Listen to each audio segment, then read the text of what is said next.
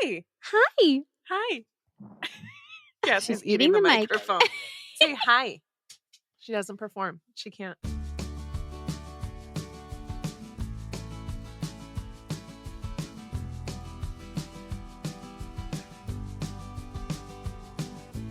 Welcome to Book Talk Etc., a podcast bound to grow your TBR. I'm Tina from TBR Etc. And I'm Hannah from Handpicked Books. This is a conversational podcast about books and more from two Midwest mood readers who are easily distracted by new releases. And today, we're talking about secrets, scholars, and the dark side of academia. If you enjoy listening, we'd love for you to follow us on Apple Podcasts or your favorite podcast app. If you have a quick minute, please consider leaving us a review on Apple Podcasts or sharing us on social media. It truly helps us connect with other book lovers. Hi, Hannah. Hey, Tina. How are you? I'm good. Boy, oh boy, we've been chatting all morning and yet haven't recorded a minute.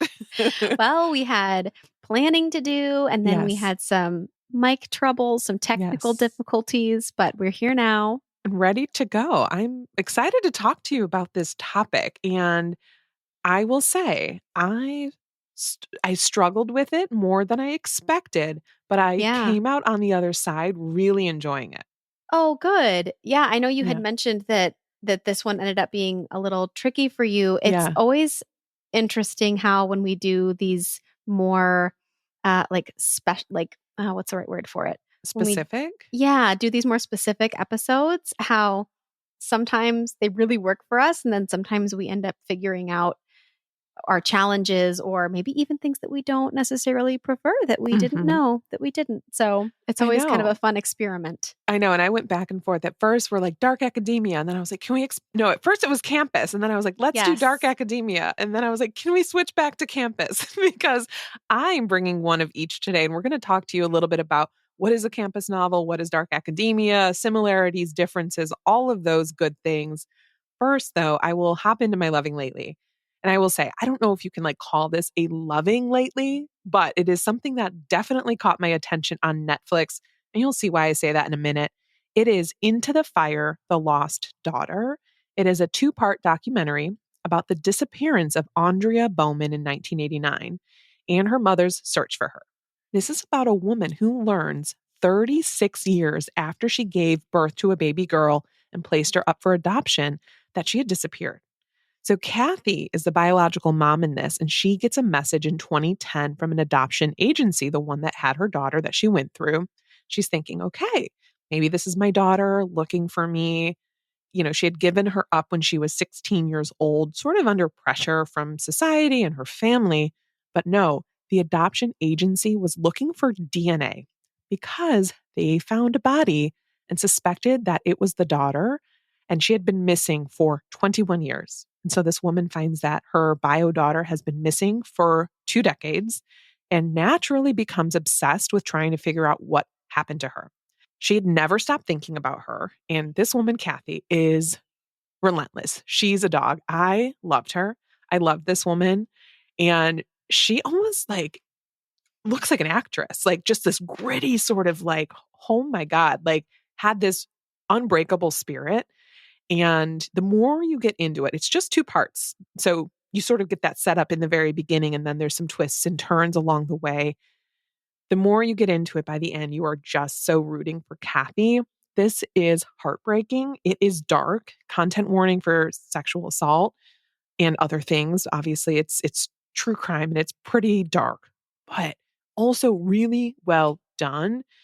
I thought very respectful, very interesting insight into the law enforcement process. And it's just, I think if you like documentaries that sort of have this interesting premise and play from there, you'll like this. I highly recommend it. It was sad, but also something I'm glad that I watched because it's, if you're someone that likes to study humanity or people, it's just, there's a lot of fascinating characters to learn from this. So this one was called Into the Fire, The Lost Daughter, and it's a documentary on Netflix. Yeah, I feel like I've seen either ads for this on YouTube or something like that. I've definitely heard of this story and it sounded really interesting. It's not a docuseries. This is a documentary. It's one watch Or is it multiple episodes? Just two Oh, okay. episodes. So sort of, right? You could watch Like it a in, docu-mini series. yeah, a docu-mini, very mini, just two episodes. But Okay. yeah, and it's interesting because it sort of ties into another case that, all makes sense by the end. But God, does it Mm-hmm. make you infuriated Yeah. for Some of the humanity? best true crime stories do. Yeah, exactly. So anyway, Yeah. really recommend that one. Cool. Well, my loving lately is totally different. That is a new company that I have been getting tea from, Tealish, which I love a punny title also. That is actually kind of what drew me to it.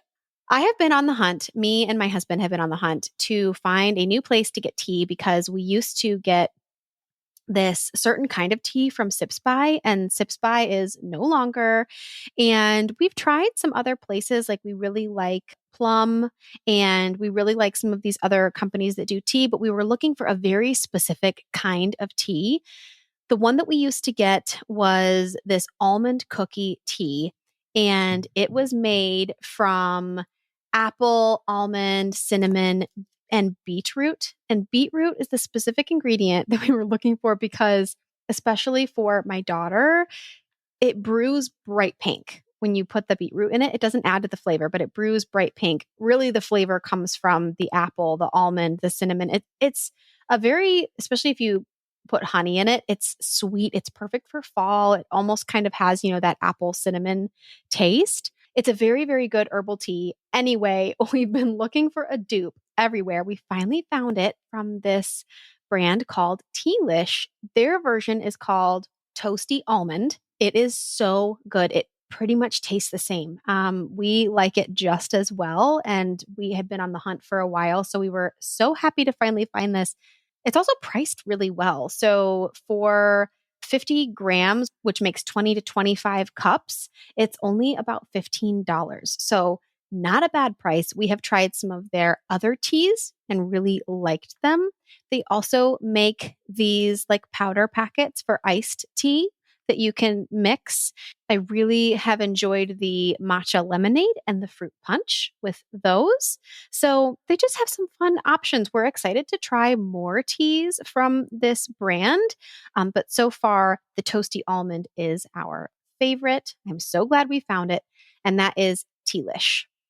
I love this recommendation. I love almond. There's an almond wine I Yes. really enjoy from a local, well, it's Ooh. called Cooper's Hawk. It's not that like niche, but they have an almond sparkling wine that's my favorite. My mouth was like watering Yeah. listening to you to describe Oh, the flavors it's of that so good. tea. So I'm like, And I want to get 6-year more old into tea. approved. 6-year-old approved. And that was my follow-up question. Does she drink tea? Oh, yeah. She'll drink the entire Oh, cup. No, we sweeten it with honey. I mean, we sweeten sure. ours with honey Yeah. too. Yeah. No, that's Um, adorable though. I picture now for some reason I'm picturing a tiny teacup. She's just like sipping casually in the corner, listening to her audiobook. oh yeah, she's posh, very posh. Very No, posh. she makes us put it in this glass chalice. We have these, they're actually technically like wine glasses or almost like parfait cups that have like the little stem and then Yeah, like the yeah. little cup. Sure. And she has us put them in that and she calls it her tea chalice. God, I love Um, her. I know. We So got to good. meet over the weekend. Our children met each other, which was It so was fun. We so cute. ran up to the apple orchard and it was, not too far from where we are. And the kids were playing together in the apple orchard, which was absolutely darling. So now when you tell me these stories, I'm like picturing. Oh, yeah. So this last weekend, Tina texts me and she's like, "Hey, so to we're basically coming to you. Like we'll Yeah. be in the area. We're going to go apple picking. No pressure if you're not available. It's okay, but we're going to be there in like an hour and 40 minutes." And I was like, "Hell yeah. Like I will Yeah. meet you there." And Dustin was joking. He was like, "Well, you two are just a match made in heaven because Hmm. you're just down to do anything and Yeah. Same. she's just spontaneously planning stuff." So Absolutely. I don't think I recognize like this is literally like your sort of hometown recommendation yes. because we were just talking Michigan in general. Like, do you have any recommendations? I was like, oh my God, we loved it. That was absolutely spot on. So, a really good weekend for the podcast overall, despite Yeah. losing an organ. Who would have thought? It was a busy weekend for you. It really was. Surgery, It road was. trip. Yes. All right. So we were talking about, I had my gallbladder out, and with that came a lot of pain. I did not do a ton of reading, so I'm feeling a little bit behind. But the one book that definitely kept my attention when I was in the worst of the pain is Colored Television by Danzy Senna. And this is my latest read. This book is a dark comedy about second acts, creative appropriation, and the racial identity industrial complex. It's about Jane. Jane is a very complex character, in my opinion. Jane is a writer and she teaches at a university. So, going along with our theme today, this is not one of my academia books, but she is teaching at a university, but she's on sabbatical and she's planning to use this sabbatical to finish her latest novel. She's been working on it for 10 years. This is her magnum opus. She's tired of seeing it, but needed to take this year off to finally finish it. Her husband is a painter, and the two of them live in LA, but sort of make friends with rich people. And basically, for the last year, have been living in their friend's luxurious home in the hills above Los Angeles. And she's like, this is perfect. My friend's away. I'm going to use his house and his writing retreat and really hammer this thing out. But of course, it wouldn't be a novel if that's how it went. Things don't work out quite as she had hoped. So she's desperately searching for a plan B and makes some very interesting choices, but lands herself an interview in Hollywood. And she meets with this young producer to create, quote, diverse content for a streaming network. And he's so excited. This man is very charismatic. And he's like, yes, I wanted to work with a real writer. She massages her history a little bit to, kind of get this meeting. But they do have a really good vision. The ask basically of her is to help him create the greatest biracial comedy to ever hit the small screen. And things are going pretty well until they go terribly wrong. Throughout this book, Jane, it's one of those books you kind of read with your hands over your eyes a little bit. 'Cause you're like, Jane, what are you up to? What are you doing? You can't do that, Jane. But at the same time, you're like rooting for her, even though she's making questionable decisions. She's really interesting. I guess the author provides really interesting commentary on motherhood, on working in Hollywood, getting adaptations. And fun fact, the author is actually married to Percival Everett, who's also an author who's had his books adapted. And so it's just sort of this meta, I guess in my head anyway, it's like, oh, some of this is life imitating art or art imitating life. I love the writing. Very, very poignant. Some of it was tough for me to read, frankly, as a white mother to biracial children. I'm like, oh gosh, because she's talking a lot about the biracial experience and how people perceive them and just thoughts that she has about everything. But I liked it. It was sharp. It's very, very sharp commentary. She also talks a lot about money and the haves and the have nots, and a little bit about how being biracial makes it hard to fit in with any one group. Jane is pretty acerbic, and some of her jokes didn't land quite where I think they could have. And I was like, oh, I don't know that I don't know that you should say that, but Sure. it is she felt like a real character. Overall, I highly recommend this. I really enjoyed reading it. It's not terribly long. I think it's something around maybe 250 pages. I think if you like books with authors, absolutely, this is a great one to add to the canon. It's a woman who's coming to find herself and sort of accepting her role in the world, but also still fighting against it. I thought it was really good. I have a lot to say about it, and I feel like it's one of those that's almost hard to discuss unless you are discussing it with people who have read it, because then you guys can be like, can you believe this and that and the other thing? So if you've read it and want to chat, feel free to hit me up.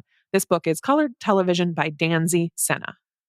Yeah, it's always funny when you finish those books where you're like, how am I going to talk about this with Yes.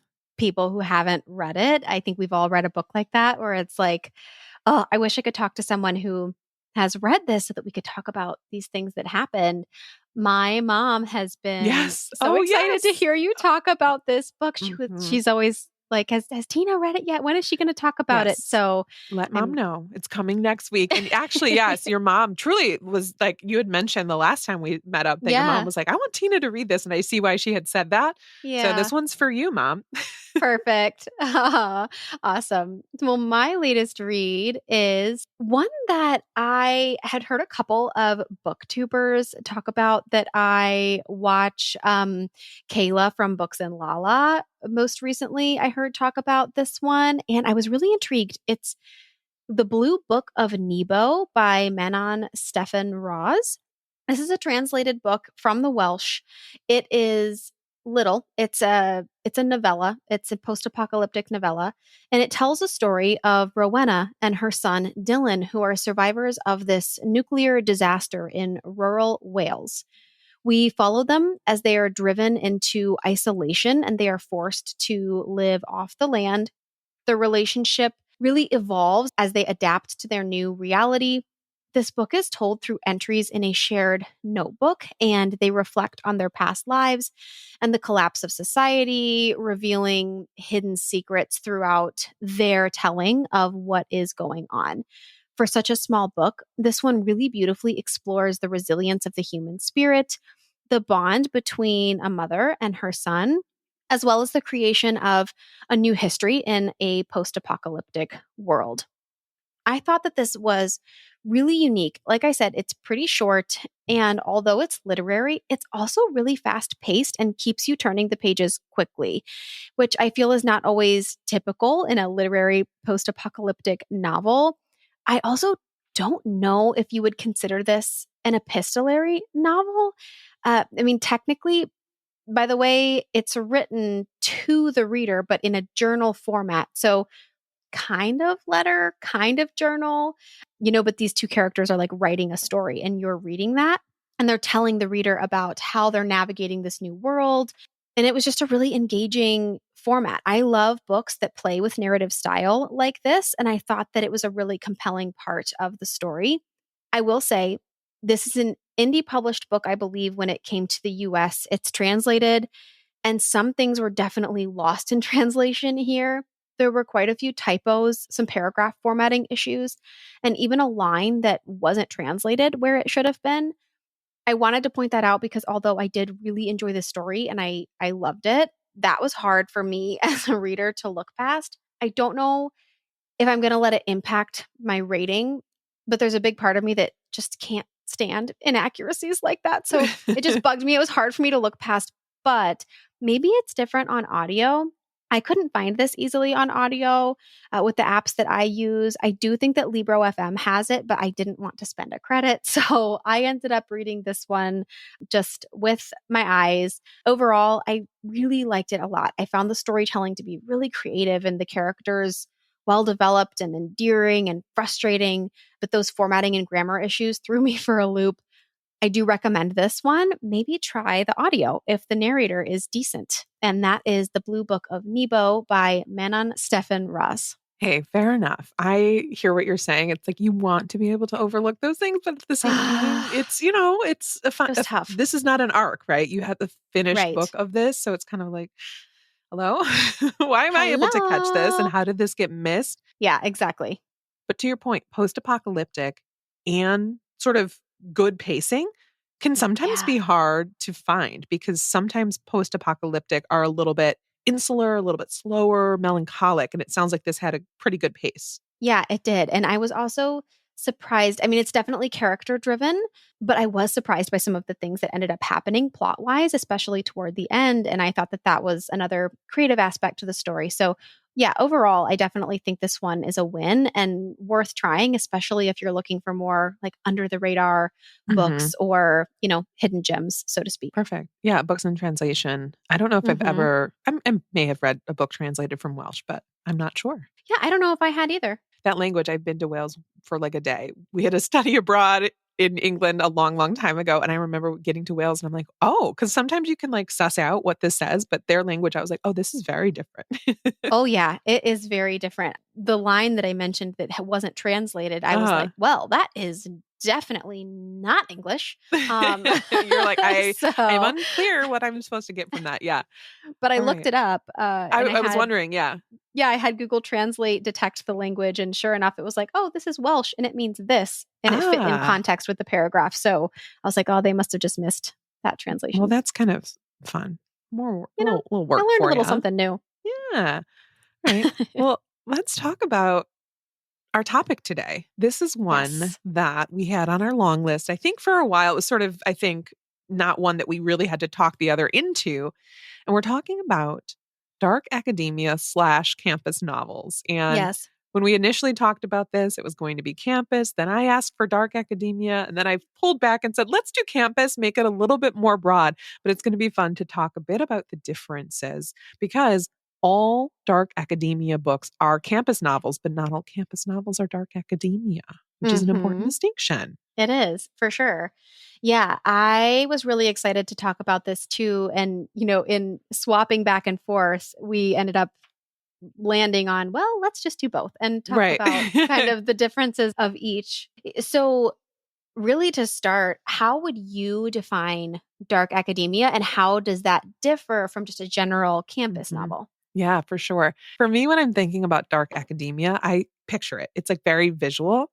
I'm picturing dark classrooms, sort of that. I'm not an architecture person, but sort of that, like, I don't know, gargoyles, you got Yeah, for stones, you sure. got big, yeah, big auditoriums, you got a lot of wood. I like see it visually. I see skulls, I see ravens for some reason. I It's like how you're really setting the scene for I'm us. really setting the scene because when I hear dark academia, that's Yeah, literally what I picture. I know dark can mean actually dark, right? But can sure. also mean thematically or even sort of the plot wise. You get into some darker categories.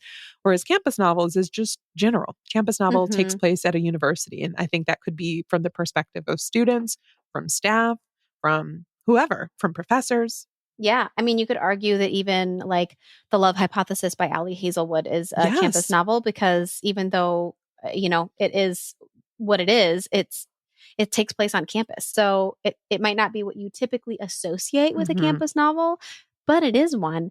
I think with dark academia, to your point, you know, you were like, it could be dark because of setting, it could be dark because of themes. I think that you can expand on that a little Hmm. with, it could be a thriller that has like a murder aspect, Yeah. or it could be, that there's like a secret society happening that's Yeah. a little bit darker and that's what's going on. It could be a fantasy book that takes place at a magical school Hmm. and there's some nefarious things happening on that campus. So I do think that although dark academia is a little bit more narrow, it does still offer some variety. One of the books that I'm bringing later is actually true crime that was a crime that happened on a campus Hmm. in Harvard. So I think that there is still some variety that you can bring with dark academia. For sure. I think for me, when I think about dark academia, immediately I'm also conflating it with Gothic because I think the Hmm. two do go hand in hand. I don't think in every case they're one and the same. Gothic, I'm seeing, more haunted houses, sort of curses, The madness. I don't know, gargoyles. gargoyles. That's where my gargoyles come in, where you can have that in dark academia, but there's also a lot of like coming of age themes in there sometimes. There's like passion, maybe a death or two which you can get in Gothic. It's just, I think, a little bit different. Gothic, I think, has sort of that also castles, towers, like Hmm. that. I'm picturing like a bigger magical castle. So for me, I think when I think dark academia, I do conflate it a bit with Gothic, but the two are a little bit different. Yeah, for sure. Because I think that you can have a gothic novel that like takes place to your point, like in a mansion, like Yeah, Rebecca by Daphne du sure, Maurier, which is exactly. yeah. But I do see where you made that connection because immediately when you started kind of setting that scene, I was thinking of Babel by R.F. Kuang, Uh huh. which I have complicated feelings about. I know it was like really popular a couple of years ago. I read it, I liked it, but that one I would definitely put in the dark academia category and definitely fits that atmosphere that you were kind of setting up with the castles and the Yeah. the big university and kind of the more magical setting, etc. Whereas campus novels, right? They are, I think, less dark, not with theme, but like it's for me, I picture it for some reason, Gothic, it's like not necessarily set in the past, but it has some of those older elements. Whereas campus novels could be any university Mhm. setting today. For some reason too, I think here's why I just define them so distinctly. I work at a university. And so it's Yeah. very reading campus novels in my head. I was thinking, this is going to be perfect because I serve on faculty and I, have an office at a university.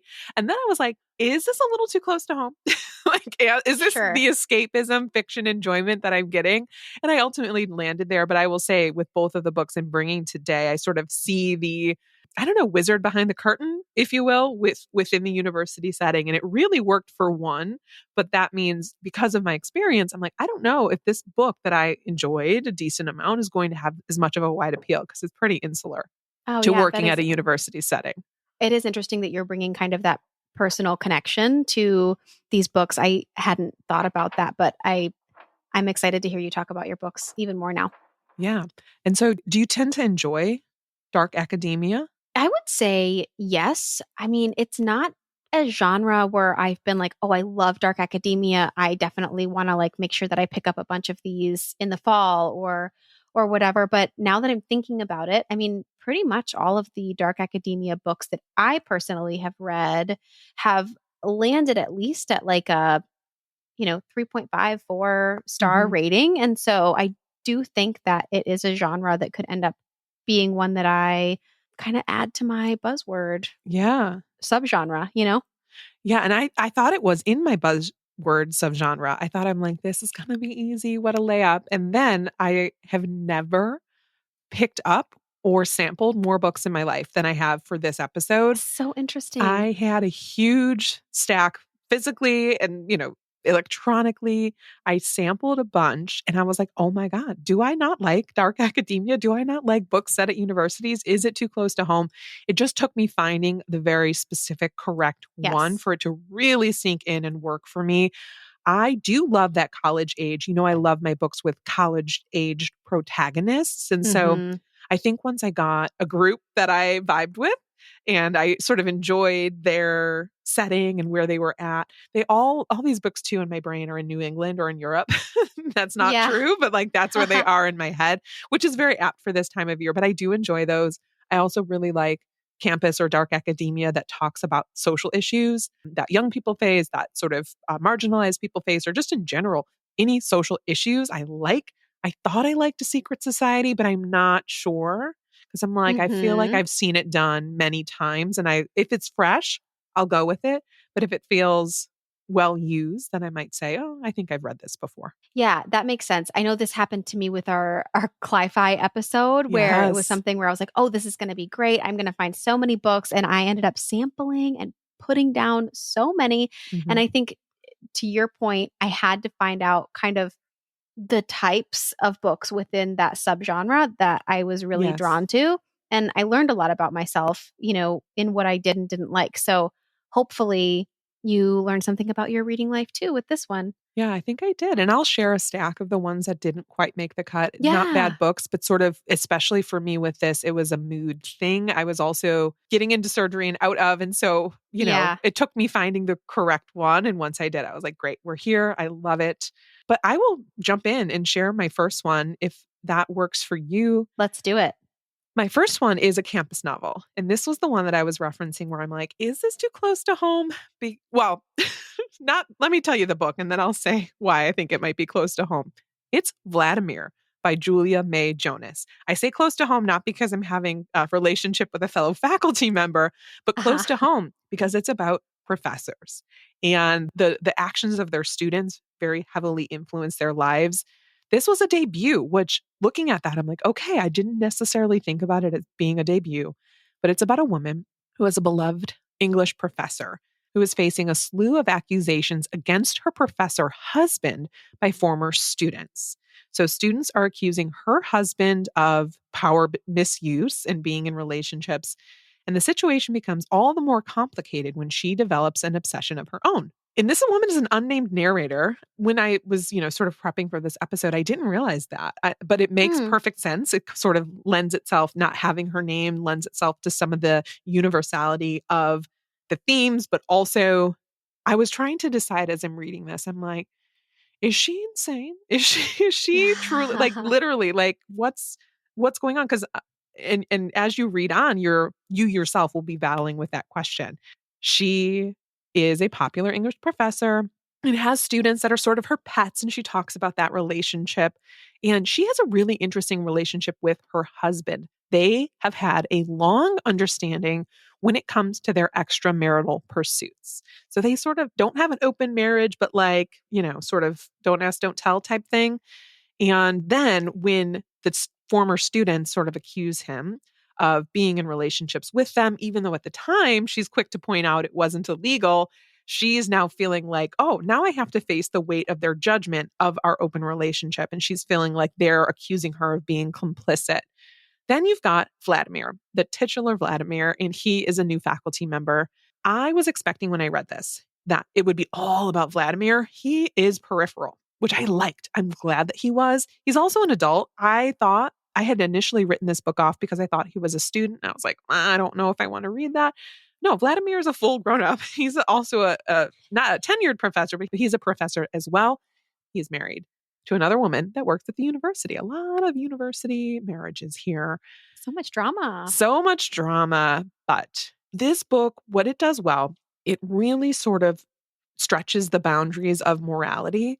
Because, sure, technically, when this man was in the relationship, and I say relationship loosely, right, with the students, some of them were current students, some of them were former students, and it was all consensual. But she is very clear on stating her case and stating her opinion about it. And it made me uncomfy. She's like, well, technically, it wasn't against the rules at the time. And I'm like, but there's the power abuse. But that's sort of the tension and the reasons why you are questioning this narrator, because you're like, wait, are you saying what's going on here? I sort of accepted, like, okay, we're supposed to hate her, right? Like, we don't like her. Like, what's going on? And I found against myself, I was like, wait, I kind of like her because she had a lot of interesting things to say. I appreciated what she had to say about an open relationship and sort of this non-traditional marriage that she had with her husband. She described working with undergrads exactly. I teach freshmen. I really, really felt a lot of what she was talking about in terms of that relationship you have with your students, but also that sort of, gosh, tightrope you're walking when you're like, God, did I say that in the right way? I hope that's not taken out of context because, you're dealing with a lot of personalities. This book, where I think it will lose some people, it's very descriptive. It's also very insular. Your enjoyment of this is going to depend on how much you like stories that are quieter and very New England and very insular. Mm-hmm. It's about long-time marriage. I enjoyed that, but I will say she talks a lot about her body and its aging process, and it bugged me. It rubbed me the wrong way. I think the author is in her 30s, maybe. So I'm like, the woman is, I think, 50, we'll say 57 or something. And my God, you would think she's got one foot in the grave with like some of the body descriptions. So that was bugging me. The last quarter was a ride. I enjoyed where it went because I'm like, huh? Pardon me. I don't know that she necessarily stuck the landing, but it does pose a lot of interesting questions, including questions about cancel culture, personal responsibility, and culpability. I am still very much processing my thoughts about this one. Overall, I'm glad I read it. I don't know if it's for everyone, but I landed, we'll say, about 3.5 stars, Okay. edging toward 4. I didn't mind it. I kind of had fun with it. Okay, that's all. This book is Vladimir by Julia May Jonas. I feel like, well, talking about books like this where you liked a lot about it and didn't like a lot about it, I feel like can be hard. And you did it so well. I feel like you just set that book up so well. Really? Okay, good. Because I felt rambly, but also I like when I get No, in that mode. I'm like, I have a lot to say. Da, da, da, da, da. I do too. Versus books where you're like, yeah, it was a book. There were characters, they did stuff. Like this one really activated me. I could see this being great for book club, especially with women Mm-hmm. or just sort of women that are mothers and maybe approaching middle age. And it'll incense a lot of people, I think. But sometimes that's fun. I don't know. Yeah, you've definitely got me intrigued. I mean, I've heard a lot of people talk about this book, but you had me activated too while I was listening to Activated. you. I was activated. It also was not very sexy. I was thinking it was going to be much, Hmm. especially with the cover, because if you've not seen the cover, it's this shirtless man. I thought it was going to be very spicy. 0 chili peppers, maybe a half a one. Wow, Wait, I didn't know that. is that a spoiler? Nah. No, it's not a spoiler. I feel Yeah, like a okay. lot of people, especially with books like this, I could be better even when I talk about my romance books, whether it's like open door or closed Uh-huh. door or how spicy it is. But There's a few open scenes, but nothing crazy.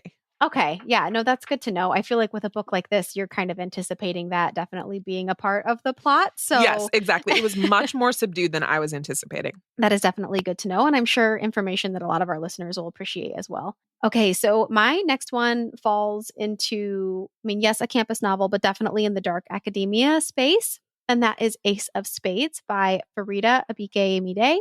And this is a young adult dark academia novel. I don't read a ton of young adult anymore, but I've heard really good things about this one, and I thought that it would work for me. So I went ahead and picked it up. This is YA dark academia. It's described as a blend of Gossip Girl and Get Out. I totally feel the Gossip Girl stuff. I do think that people like to compare books like this to Get Out. I think personally that Jordan Peele is a lot more subtle in his approach to topics like this. Being this is young adult, it makes sense that some of the themes were a little more on the nose, but I wanted to point that out because I feel like that comparison gets thrown out a lot. The story centers on Devon Richards and Chiamaka, who are two Black students in a predominantly white high school whose lives unravel when the mysterious Aces starts exposing their deepest secrets. So here's where you get kind of the Gossip Girl element. This book really keeps you on the edge of your seat with its unexpected twists that are both intriguing and deeply engaging. There were definitely some twists that happened that I was not expecting, which I really appreciated about this book specifically. But that's really all I want to say about, like, in terms of the synopsis. I feel like this is definitely one of those ones where that's all you need to know. The book really propels you along. The character development in particular, I feel like was really good for these being young adult high school students. I felt like each character was really richly layered and complex, added a lot of depth to the narrative. Although, I mean, they're teenagers, so their teenage antics can definitely be a little bit over the top at times. But I thought that itself added a little bit of silliness that felt authentic to the high school experience. I thought that this one offered definitely some relevant commentary on class and what it costs to ascend in a white capitalist society, especially if you are Black and especially if you are Black and queer.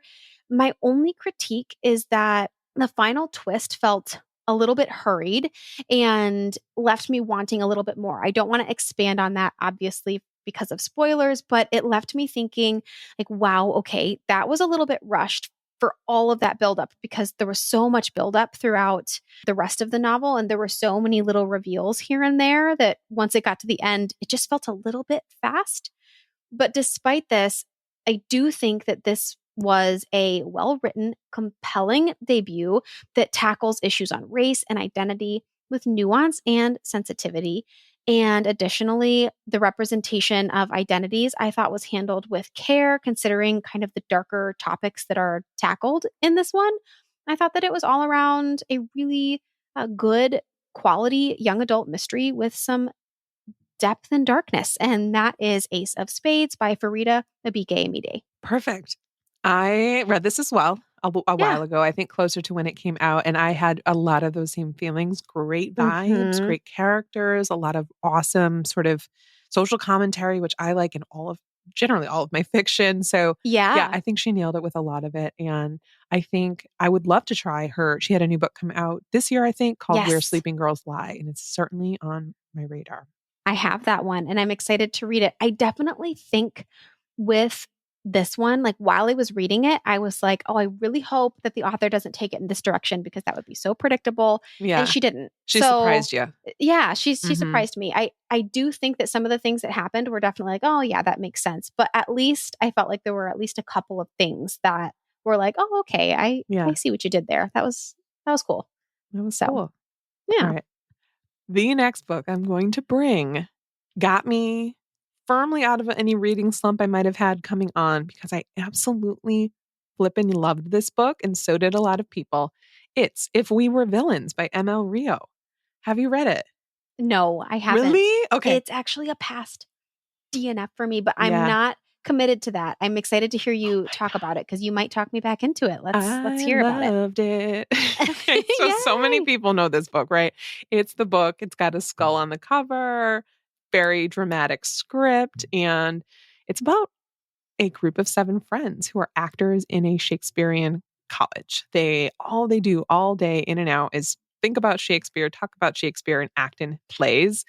And it opens. What got me is the opening, because I knew it was about these Shakespeare actors, right? These college kids that are obsessed with Shakespeare. What I did not know, because I had never read the synopsis, was that opens with Oliver talking to a cop. And he's finally, the cop finally gets him to admit to what actually happened 10 years ago. Because, you see, Oliver's been in jail. He had just served 10 years for a murder he may or may not have committed. And on the day he's released, he's greeted by the detective that put him in prison.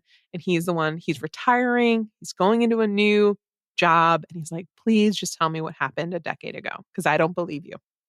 So throughout the story, you've got these acts, which I think was really well done. It's kind of a nod to the play. And in between each act, there is a scene with the detective. And you sort of have Oliver walking him through what happened the night of. So the whole time, you know, something bad has happened. It's sort of building. You got the sense of dread because you're like, something as bad has gone down. Someone paid the price, but what was it? Did he actually do it? All of those good things. What I think the author did so well with this is that the characters felt very distinct for me. There were 7 of them, of the main friends, and they all played this archetype like you might have in theater. You had the hero, villain, tyrant, temptress, ingenue, and extra, sort of the overlooked one. But as you're reading on, they're seniors. And as you read on, you can see that their quirks and their personality traits are starting to wear on one another. And throughout the story, it basically builds to what happened and how did they get out of it? Did they get out of it? This book was perfect for me. It so accurately captured that feeling of being in college where your friends are your entire life. You're in this Mm-hmm. bubble.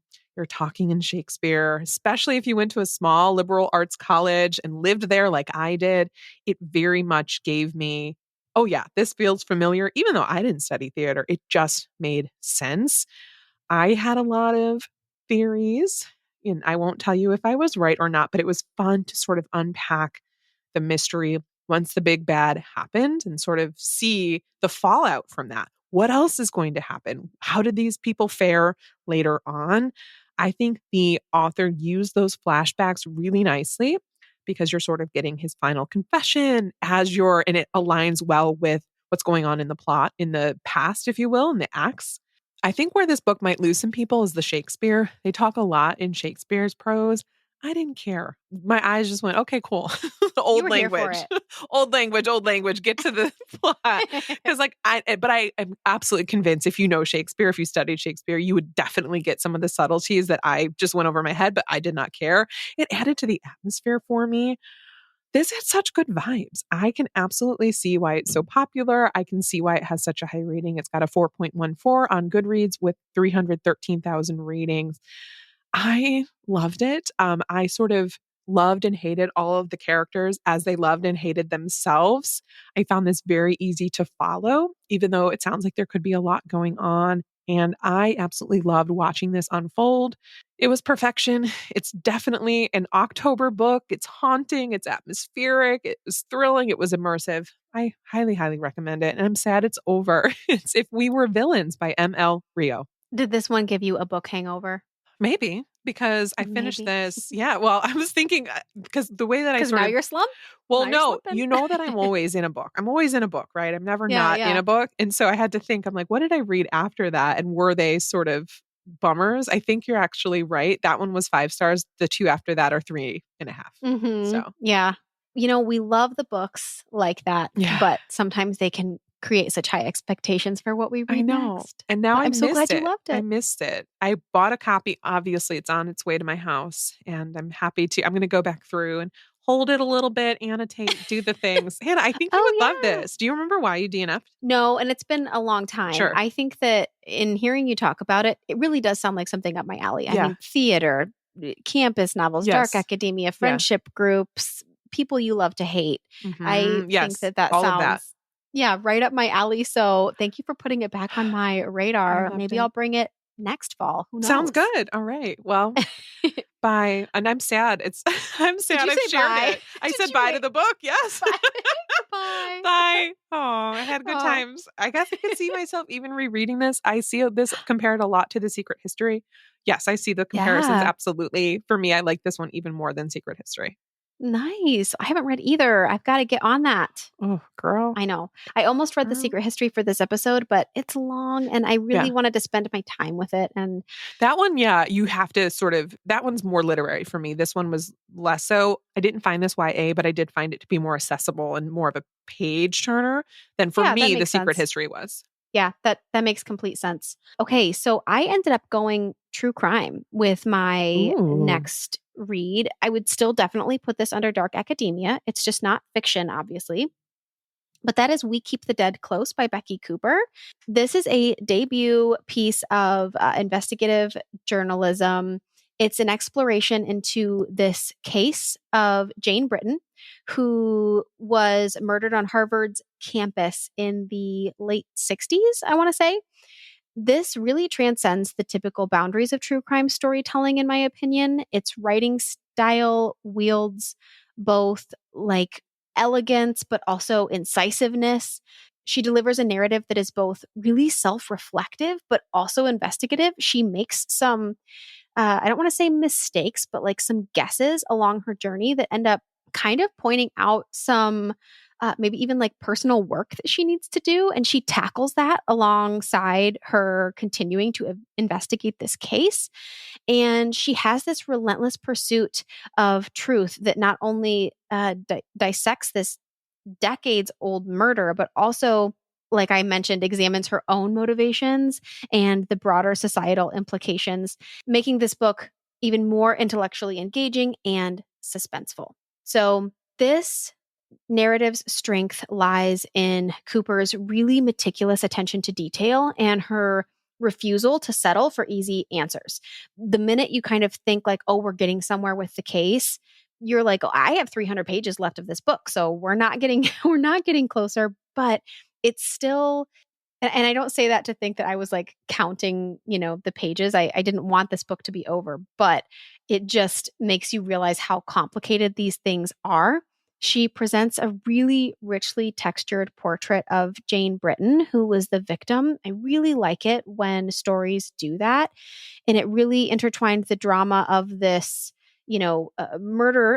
this murder case that happened with a really poignant exploration of institutional complexities and academic hierarchies and yeah the dark side of academia. Her ability to weave also personal anecdotes, she was a Harvard student at one time, with historical insights really created this immersive experience into this story.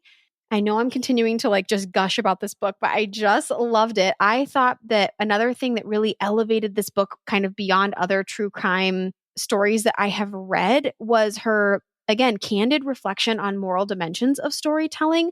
Her writing really invites readers to think about the ethical lines between truth and sensationalism, which we so often Hmm. see in this genre, all while casting a really critical lens on the themes of misogyny and power dynamics, specifically within education and higher education and Ivy League education as well.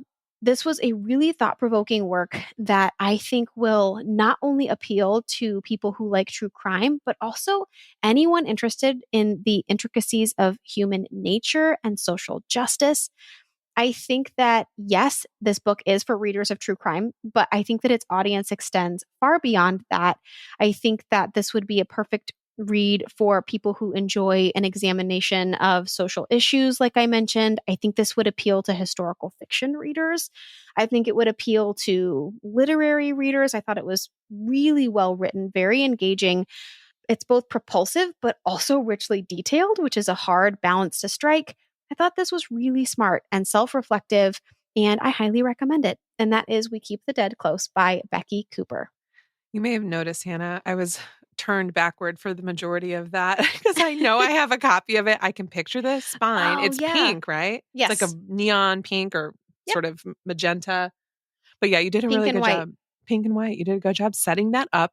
I also think it's very, very difficult for true crime to do it well and still sort of paint this Hmm. portrait of the victims and like make sure Yes. that they're honoring them as well instead of sensationalizing it.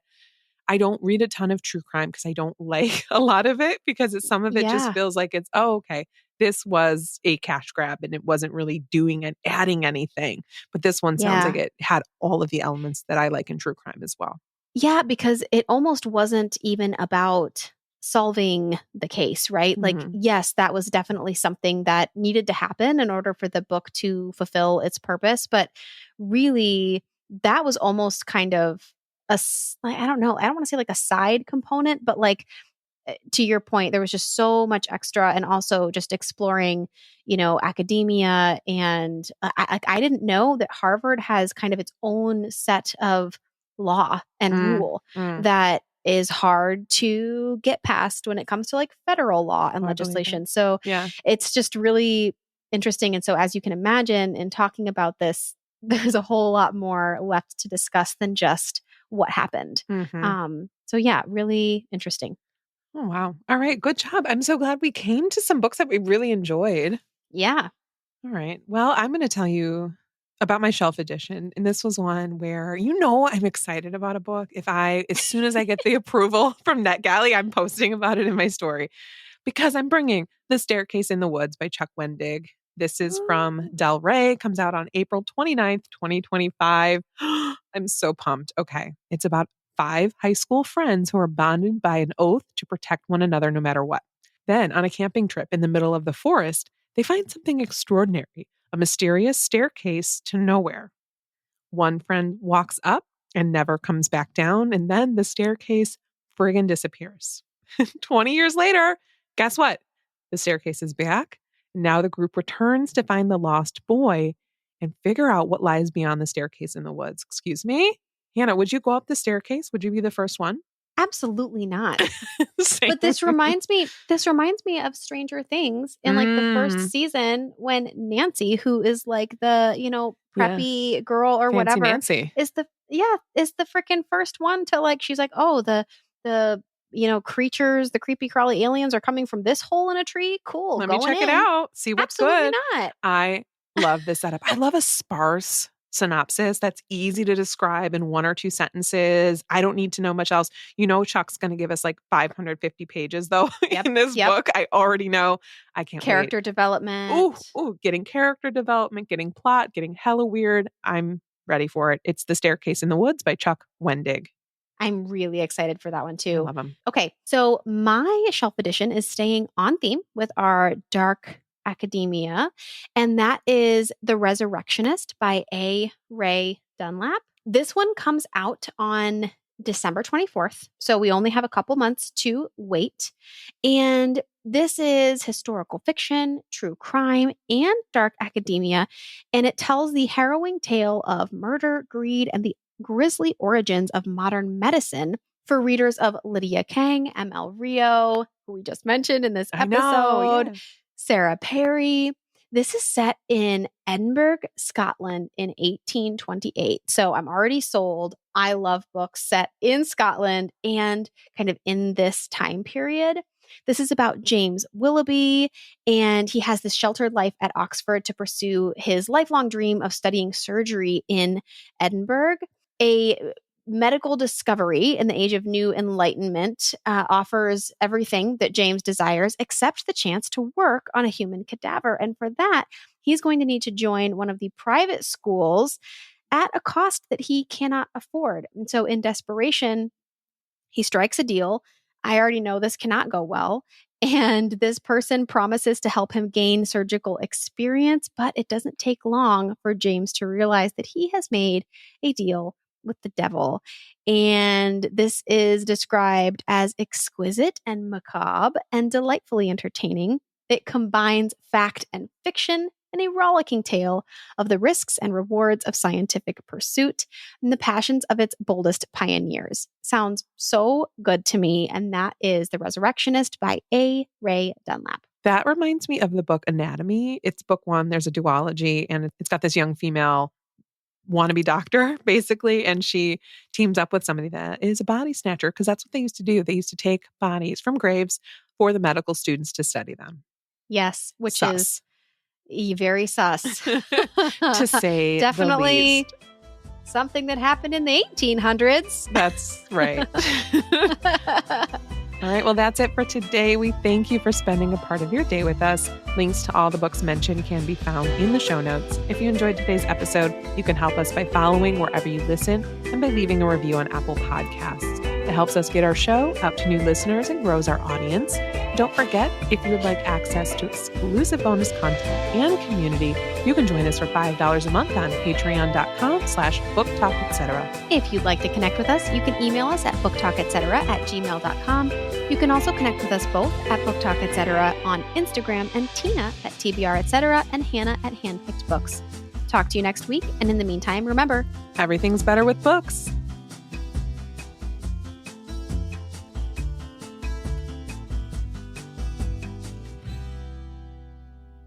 I can't really see. I don't want to touch it though, so I'll just enjoy. Have an awkward angle there. Just enjoy half of my face. There you go.